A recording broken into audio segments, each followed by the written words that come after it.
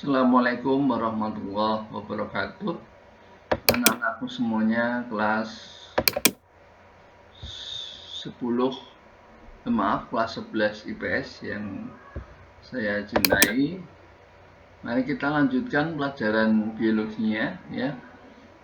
Kemarin kita sampai ke xilem dan floem atau macam-macam jaringan pada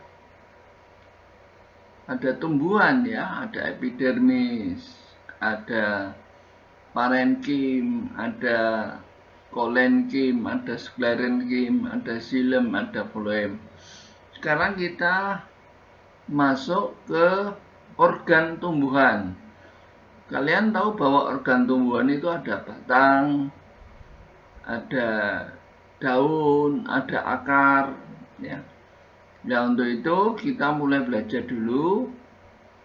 Di dalam daun, di dalam akar, di dalam batang itu ada xilem dan floemnya. Nah, tata letak xilem dan floem di dalam akar, batang maupun daun itu disebut dengan tipe-tipe berkas pengangkut. Di sini ada tipe kolateral ya. Kolateralnya dibagi dua, yang terbuka dan tertutup. Terbuka apabila xilem dan floem terletak di antara kambium. Sedangkan tertutup maksudnya xilem dan floem tidak di antara kambium ya. Xilem dan floem tidak di dalamnya ada pembatas kambiumnya. Jadi tidak ada kambiumnya. Tipe konsentris ya, dikeliling ada konsentris, artinya bentuknya melingkar ya. Ada yang namanya konsentris amfigibral, di mana xilemnya berada di tengah, dan ada tipe konsentris amfibasal di mana floemnya berada di lebih ke dalam, lebih ke tengah. Nah, untuk batang dikotil, biasanya xilemnya itu berada lebih dalam atau lebih tengah, yang kita kenal dengan sistem amfigibral.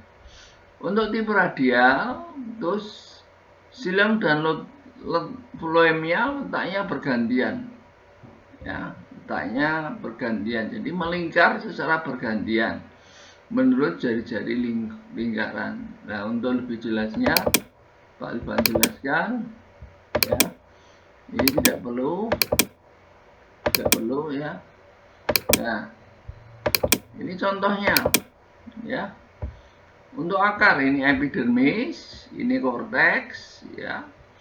Nah, ini contohnya nih, setelah xilem, kemudian di sini floem, kemudian xilem lagi, kemudian floem lagi, xilem lagi, floem lagi. Maka dikatakan sebagai tipe radial ya. Tipe berkas pengangkut radial untuk akar ya. Akar tuh mampu menerobos ke tanah.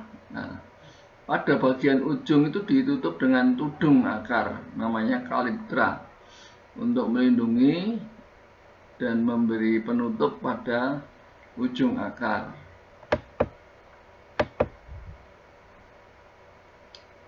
Kemudian tadi ya, pada akar terdapat epidermis, ada rambut-rambutnya, ada kutikulanya ya, saya kira itu. Ada bagian tengahnya namanya korteks, dan ada endodermis.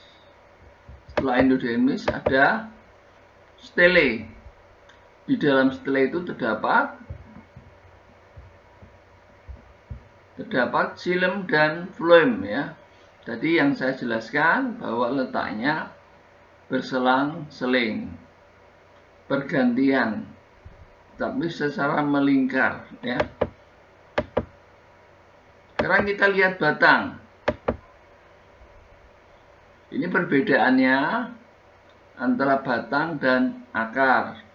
Kalau batang itu ruasnya ada, sedangkan akar tidak ada. Daun pada batang itu ada, tapi pada akar tidak ada.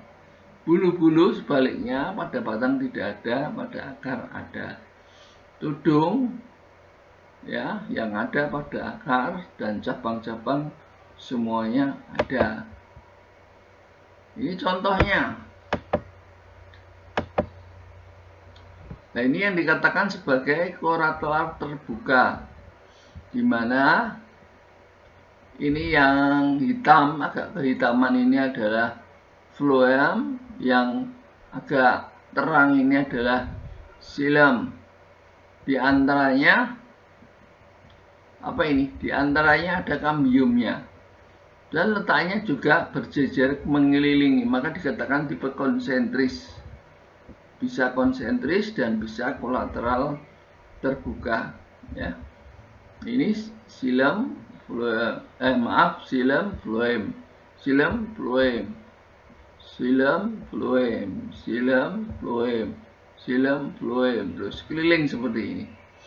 Ini pada batang digotil, sedangkan pada batang monokotil tidak, bentuknya tidak keliling atau tidak konsentris, tetapi merata atau menyebar. Satu titik ini mengandung xilem dan phloem. Ini juga titik ini mengandung xilem dan phloem. Titik ini mengandung xilem dan phloem, tetapi menyebar. Xilem phloemnya bersatu, tetapi letaknya menyebar. Ya.